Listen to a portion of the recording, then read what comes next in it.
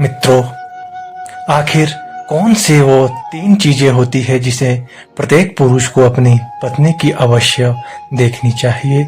और अगर कोई भी पुरुष अपनी पत्नी की इन तीन चीजों को गलती से भी देख लेता है तो उस पुरुष में कभी गरीबी नहीं आती, जिसके कारण उसके घर में माता लक्ष्मी का सदैव वास रहता है और माता लक्ष्मी की कृपा दृष्टि उसके ऊपर बनी रहती है। उसका घर सदैव खुशियों से भरा रहता है। मित्रों, आज इस वीडियो में हम आपको बताएंगे कि वो कौन सी तीन चीजें हैं जिन्हें प्रत्येक पुरुष को अपनी पत्नी की देखनी चाहिए और वह कभी उल्टा स्त्री या चरित्रहीन स्त्री के चंगुल में नहीं फंस सकता। मित्रों, एक बार भगवान श्री कृष्ण जी द्वारिका में अपने स्वर्ण से सुसज्जित सिंहासन पर विराजमान थे। तभी अचानक से उनके पास देवी सत्यभामा आती है। तब भगवान श्री कृष्ण जी उन्हें देखते हैं।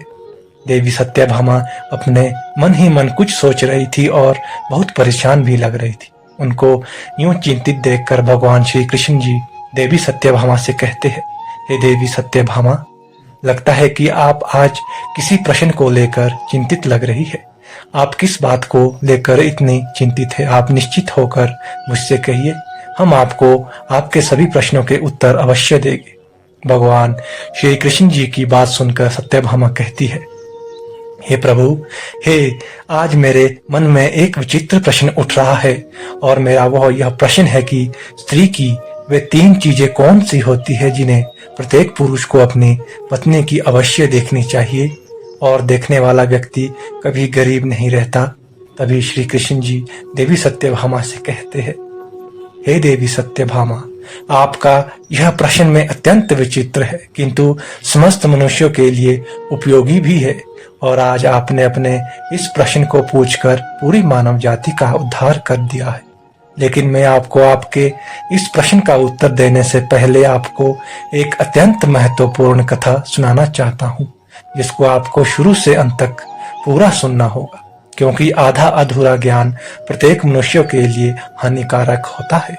फिर देवी सत्यभामा भगवान श्री कृष्ण जी से कहती है, हे प्रभु, मैं आपको विश्वास दिलाती हूँ कि मैं इस कथा को शुरू से लेकर अंत तक अवश्य सुनूंगी और इस कथा का पूरे ब्रह्मांड में भी विख्यात करूंगी। मित्रों, अब भगवान श्री कृष्ण जी देवी सत्यभामा से कहते हैं, हे देवी सत्यभामा, किसी समय की बात है, एक नगर में एक किसान रहता था। वह बहुत ही गरीब था। उसके घर में खाने पीने का कोई सामान नहीं था, यहाँ तक कि उसे पहनने के लिए वस्त्र तक नहीं थे। वो एक ही वस्त्र पहनता। उसकी पत्नी बहुत ही सुंदर थी और वह अपनी पत्नी को बहुत प्रेम करता, किंतु उसकी पत्नी अपनी सुंदरता पर अहंकार करती थी। अपने इसी अहंकार के कारण वो घर में अपनी मनमानी किया करती। इसीलिए वह किसान ज्यादा परेशान रहने लगा, क्योंकि अब उसकी पत्नी उससे बात बात पर लड़ाई झगड़ा करने लगी थी। इस तरह से उसके घर प्रतिदिन कलेश होने लगा। उसकी पत्नी उसे ताने भी मारने लगी। उसकी पत्नी उसे बार बार नीचा दिखाती थी, तुम्हारे पास तो कुछ भी नहीं है, तुम तो कंगाल हो।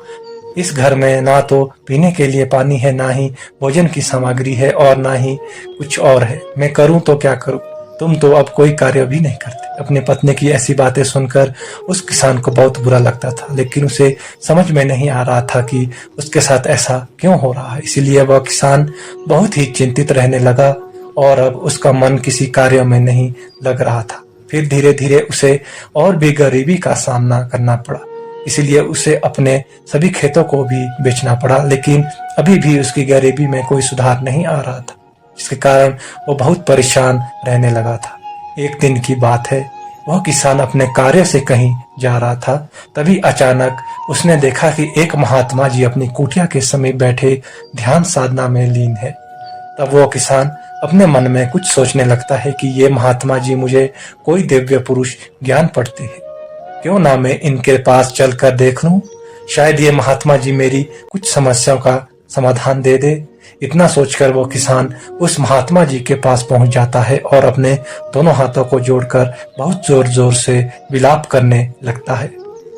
तब कुछ देर बाद वे महात्मा जी अपनी आंखें खोलते हैं और देखते हैं कि उनके सामने एक युवक बैठा हुआ है और जोर जोर से विलाप कर रहा है और विलाप करते ही जा रहा है। फिर वे महात्मा जी उस किसान से कहते हैं, हे पुत्र, तुम कौन हो और विलाप क्यों कर रहे हो? उन महात्मा जी की बातों को सुनकर वो किसान उनसे कहता है कि हे मुनिवर, मैं इस नगर का एक गरीब किसान हूँ और मैं इस वजह से विलाप कर रहा हूँ क्योंकि मेरी पत्नी मुझसे लड़ाई झगड़ा करती है और ताने भी मारती है कि तुम्हारे पास क्या है, तुम तो कंगाल हो। इस घर में खाने पीने पहनने के लिए कुछ भी नहीं है। पता नहीं मैंने किसके भिखारी के साथ विवाह कर लिया। इसी तरह के ताने मेरी पत्नी प्रतिदिन मारती रहती। लेकिन मैं बहुत मेहनत करता हूँ, फिर भी थोड़ा सा ही धन कमा पाता हूँ जिससे मैं अपने परिवार का पालन पोषण करता हूँ। वो किसान आगे कहता है, हे मुनिवर, आप मुझे वह उपाय बताएं जिसको करने के बाद मेरी पत्नी मुझसे झगड़ा ना करे और मैं बहुत जल्द धनवान बन जाऊं। उस किसान की बातों को सुनकर वे महात्मा जी उनसे कहते हैं, हे पुत्र, तुम पहले विलाप करना बंद करो।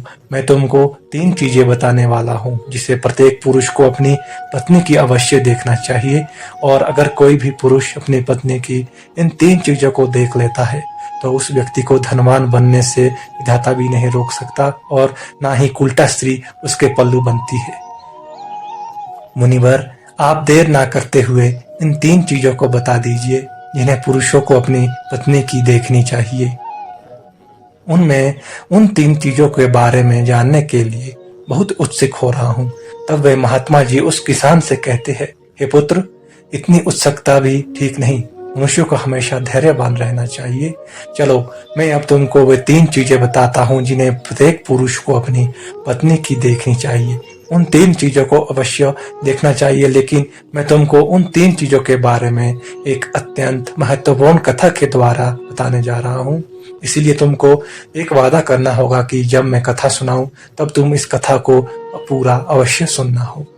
उन महात्मा जी की बात सुनकर वो किसान उनसे कहता है, हे मुनिवर, मैं आपको विश्वास दिलाता हूँ, मैं इस कथा को शुरू से लेकर अंत तक पूरा सुनूंगा।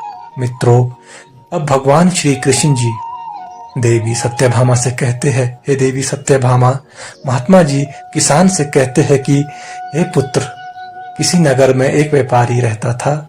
उस नगर का सबसे बड़ा व्यापारी था वह। उस व्यापारी और उसकी पत्नी में बहुत प्रेम था। वे दोनों एक दूसरे से बहुत प्रेम करते थे और उनके घर में कभी भी लड़ाई झगड़ा नहीं होता था। कभी भी किसी को भी व्यापारी और उसकी पत्नी के बीच में किसी भी प्रकार का कोई क्लेश नहीं दिखा था। इसीलिए उसके घर में सदैव माँ लक्ष्मी का वास बना रहता था।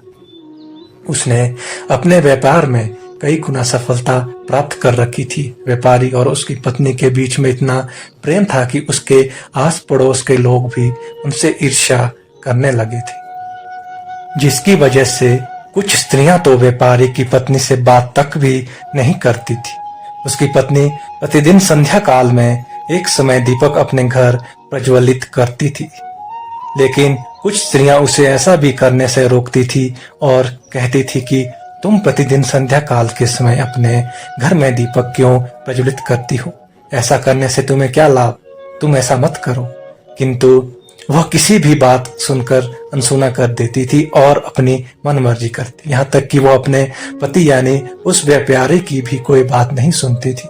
वो अपने अनुसार घर को चलाती थी और वो व्यापारी भी अपनी पत्नी को किसी भी कार्य को करने से टोकता नहीं था, क्योंकि वह व्यापारी बहुत बुद्धिमान था।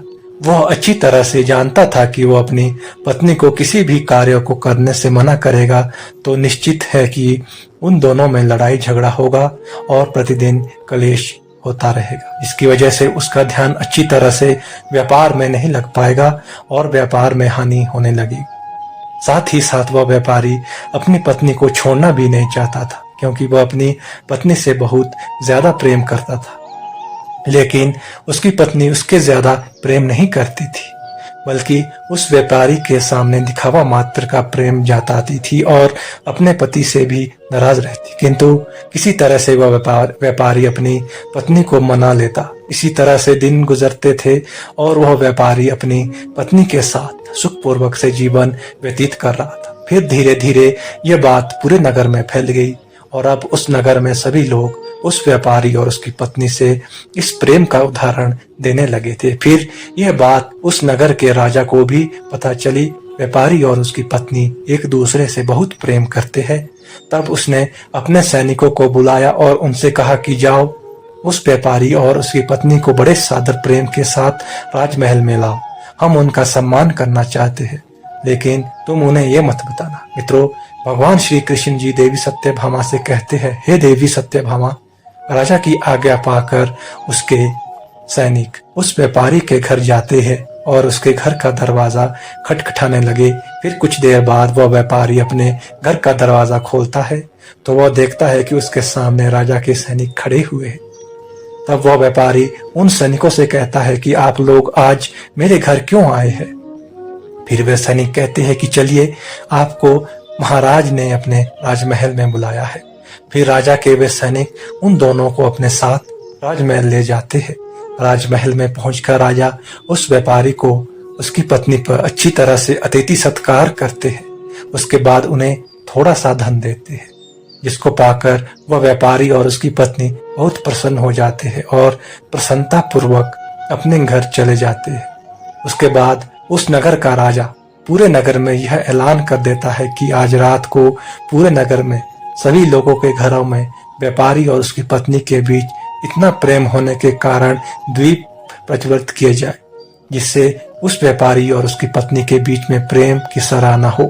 राजा की आज्ञा सुनकर उस नगर के सभी लोगों ने घरों में दीपक प्रज्वलित किए, किंतु उस नगर के सभी घरों के दीपक थोड़ी ही देर बाद बुझ जाते हैं। लेकिन उस व्यापारी के घर का दीपक अभी भी जल रहा था और उसका प्रकाश बहुत दूर तक फैल रहा था। फिर उस नगर के राजा ने अपने मन में सोचा कि क्यों ना अब मैं बाहर चलकर देखता हूं कि किस किस के अपने घरों में दीपक प्रज्वलित किए और किसका दीपक अभी भी प्रज्वलित हो जाता है।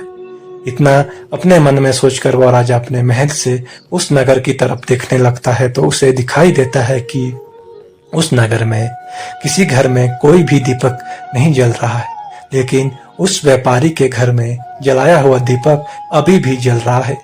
राजा अभी उस नगर की तरफ देख ही रहा था कि इतने में वहां पर उसकी रानी आ जाती है। तब राजा साहब रानी से कहते हैं कि रानी जी, नगर की तरफ देखिए, नगर के सभी घरों में कोई भी दीपक अभी नहीं जल रहा, लेकिन अभी भी उस व्यापारी के घर में जलाया हुआ दीपक जल रहा है। इससे स्पष्ट हो जाता है कि उस व्यापारी और उसकी पत्नी के बीच में कितना ज्यादा प्रेम है। दोनों के आपस में इतना ज्यादा प्रेम होने का कारण वह व्यापारी है, क्योंकि वह बहुत बुद्धिमान है और अपनी सूझबूझ से अपने घर को चलाता है। लेकिन रानी राजा की बात से सहमत नहीं होती और राजा से कहती है, हे राजा, मैं अपनी बात से सहमत नहीं हूँ। मेरे हिसाब से उसकी पत्नी उन दोनों में इतना प्रेम होने का कारण है। मित्रों, भगवान श्री कृष्ण जी देवी सत्यभामा से कहते हैं कि हे देवी सत्यभामा, इसी बात को लेकर राजा और रानी में बहुत देर तक बहस होती है और बात लड़ाई तक पहुंच जाती है। राजा और रानी के बीच तलवारें चलने लग जाती है, जिससे राजा और रानी को छोटी मोटी चोटें भी लगती है। तभी अचानक राजा ने कहा कि हम दोनों यूं लड़ाई क्यों कर रहे हैं, क्यों ना हम उन व्यापारी और उसकी पत्नी की परीक्षा ले लें, जिससे पूर्ण रूप से स्पष्ट हो जाएगा कि उन दोनों में इतना ज्यादा प्रेम होने का कारण क्या है।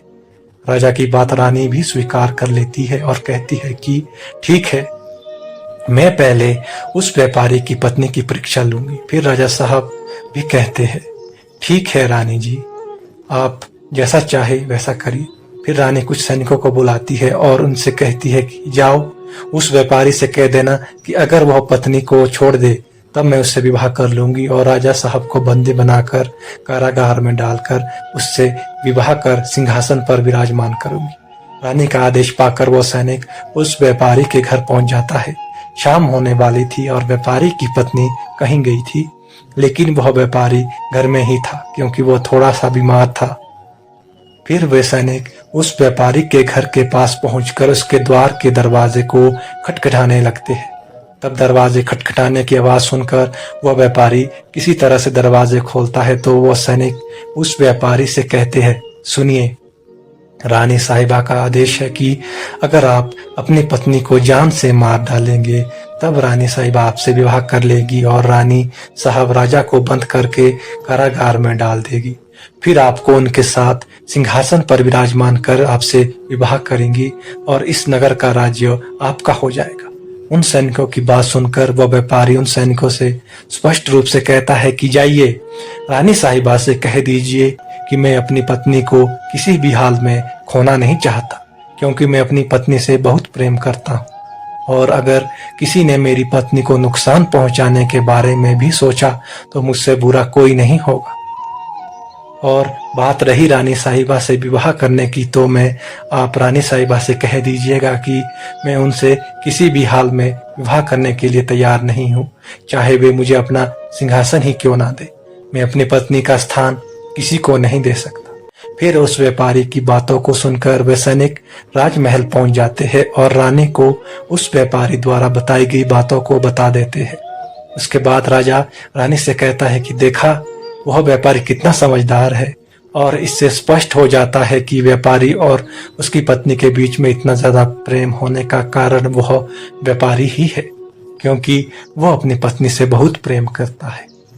राजा की बात सुनकर राजा से कहती है, आप यह कैसे कह सकते हैं? आपने अभी तक उस व्यापारी की पत्नी की परीक्षा नहीं ली। फिर राजा कहते हैं, मैं आपके मन को संतुष्ट करने के लिए अब रानी की पत्नी की परीक्षा लूंगा। तब राजा कुछ सैनिकों को बुलाता है और कहता है, जाओ और इस नगर में रहने वाले उस धनवान व्यापारी की पत्नी से कहना कि अगर वे अपने पति को मौत के घाट उतार देगी तो मैं उसको अपनी रानी के रूप में स्वीकार कर लूंगा और उसे सदैव अपनी पटरानी बनाऊंगा। मित्रों, भगवान श्री कृष्ण जी देवी सत्यभामा से कहते हैं, हे देवी सत्यभामा। अब वे महात्मा जी उस किसान से कहते हैं, हे पुत्र, आज्ञा पाकर उसके वे सैनिक उस व्यापारी के घर की तरफ निकल जाते हैं और उसके घर तक पहुंचकर उस व्यापारी की पत्नी से कहते हैं कि उस व्यापारी की पत्नी पानी लेकर आ रही थी। और जब उसकी पत्नी उस सैनिकों के पास पहुंच जाती है, तब वे सैनिक उस व्यापारी की पत्नी से कहते हैं कि राजा साहब ने आदेश दिया है कि अगर आप अपने पति को मृत्यु के घाट उतार दोगी तब राजा साहब तुमसे विवाह कर लेंगे और तुम्हें अपनी पटरानी बना देंगे। राजा के उन सैनिकों की बात सुनकर व्यापारी की पत्नी मन ही मन खुश होकर सोचने लगे कि राजा साहब मुझसे विवाह करने के लिए तैयार है, तो मैं अपने पति को मार ही डालूं। अपने मन में इतना सोचकर वो उन सैनिकों से कहती है, ठीक है, मैं अपने पति को मौत के घाट उतारूंगी। तब वो सैनिक कहते हैं कि राजा साहब को कैसे पता चलेगा कि तुमने अपने पति को मौत के घाट उतार दिया है? फिर व्यापारी की पत्नी उन सैनिकों से कहती है, संध्या काल के समय मैं दीपक प्रज्वलित जलाकर बुझा दूंगी, उसके थोड़ी देर बाद अपने पति को मौत के घाट उतार दूंगी और राजा साहब को संध्या काल का वो दीपक बुझाकर इशारा दे दूंगी। उस व्यापारी की पत्नी की बात सुनकर राजा के वे सैनिक राजमहल में पहुंच जाते हैं और राजा से कहते हैं, हे राजन, व्यापारी की पत्नी तो अपने पति को जान से मारने के लिए तैयार हो गई है। जब रानी ने यह बात सुनी तो इस बात को सुनकर रानी को स्त्री जाति से घृणा होने लगी। फिर राजा ने रानी से कहा कि यह समय ज्यादा सोचने समझने का नहीं है, हमें उस व्यापारी की जान बचाने के बारे में सोचना चाहिए, क्योंकि उसकी पत्नी बहुत निर्दयी है। वह निश्चित ही अपने पति को मौत के घाट उतार देगी। आज हमारी वजह से उस व्यापारी के प्राण संकट में है। फिर राजा तुरंत उन सैनिकों से कहता है कि जल्दी से जाओ और उस व्यापारी की पत्नी को कह देना कि वह व्यापारी को ना मारे। राजा का आदेश पाकर वे सैनिक दौड़ते हुए व्यापारी के घर पहुंच जाते हैं तो वो देखते हैं कि उस व्यापारी की पत्नी ने अपने पति को दिन में ही मौत के घाट उतार दिया है। तब वे सैनिक व्यापारी की पत्नी को डांट कहते हुए कहते हैं कि तुमने कहा था कि तुम व्यापारी को शाम को मौत के घाट उतारोगे, लेकिन तुमने व्यापारी को दिन में ही क्यों मार डाला? राजा ने उन सैनिकों की बात सुनकर उस व्यापारी की पत्नी से कहा, मुझे तो अपनी पत्नी को मारना ही था और मैं इसे बहुत पहले ही मारना चाहती थी, परंतु कोई सही मौका नहीं मिला, इसलिए मैं अपने पति को कभी मार ही नहीं पाई और मैंने सोचा कि दिन में पति को मौत के घाट उतार दोका दीपक शाम होते ही बुझा दूंगी। व्यापारी की पत्नी आगे कहती है, तो सैनिकों, मैंने उन्हें मौत के घाट उतार दिया, क्या आप राजा साहब मुझे विवाह करेंगे? तब सैनिकों ने कहा, यह तो अब चलकर ही राजा साहब से स्वयं पूछ ली। व्यापारी की पत्नी और वे सैनिक राजा के साहब के सामने सारी बात बता देते हैं, जिसे सुनने के बाद राजा साहब बहुत क्रोधित होता है। व्यापारी की पत्नी को बंदी बनाकर कारागार में डाल देता है। मित्रों, भगवान श्री कृष्ण जी देवी सत्यभामा से कहते हैं, हे देवी सत्यभामा। वे महात्मा जी उस किसान से कहते हैं, हे पुत्र, चलो अब मैं तुम्हें वे 3 चीजें बताता हूँ जिसे प्रत्येक पुरुष को अपनी पत्नी की अवश्य देखना चाहिए और जिसे देखने के बाद वह उल्टा स्त्री और चरित्र स्त्री के चक्कर में नहीं पड़ता और ना ही उसके घर में कोई क्लेश होता है। पहली चीज कि आपकी पत्नी कहाँ जा रही है, कहाँ आ रही है।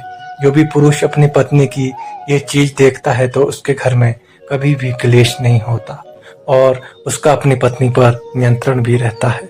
दूसरी चीज प्रत्येक पुरुष को अपनी पत्नी की अवश्य देखना चाहिए, वो है बोलचाल। प्रत्येक पुरुषों को अपनी पत्नी की बोलचाल की भाषा देखनी चाहिए कि उसकी बोल कौन सी भाषा है और अपनी पत्नी की किस तरह से बात करती है, क्या बात मानती है कि नहीं, उसकी इज्जत करती है। इस चीज को भी प्रत्येक पुरुष को अपनी पत्नी की अवश्य देखना चाहिए। तीसरी चीज, प्रत्येक पुरुष को अपनी पत्नी के चाल चलन अवश्य देखना चाहिए। जो भी पुरुष अपनी पत्नी के चाल चलन देखता है और अपनी पत्नी को नियंत्रण में रखता है तो उस घर में कभी भी कलेश नहीं होता। लेकिन जो स्त्रियां घर को अपने ही मनमानी पर चलाती है और पति की बातों को नहीं मानती, तब उसका भी हाल उस व्यापारी की तरह ही हो जाता है। मित्रों, भगवान श्री कृष्ण सत्यभामा जी से कहते हैं, हे देवी सत्यभामा, अब तो आपको सभी प्रश्नों के उत्तर मिल गए होंगे। तब देवी सत्यभामा भगवान श्री कृष्ण जी से कहती है, हे प्रभु, आज आपने मुझे बहुत ही महत्वपूर्ण ज्ञान दिया। मैं आपको विश्वास दिलाती हूँ कि मैं इस ज्ञान का विस्तार समस्त ब्रह्मांड में विख्यात करूंगी। मित्रों, आपको यह कथा कैसी लगी, आप हमें कमेंट करके अवश्य बताइएगा और कमेंट में जय श्री कृष्णा जरूर लिखिए। धन्यवाद।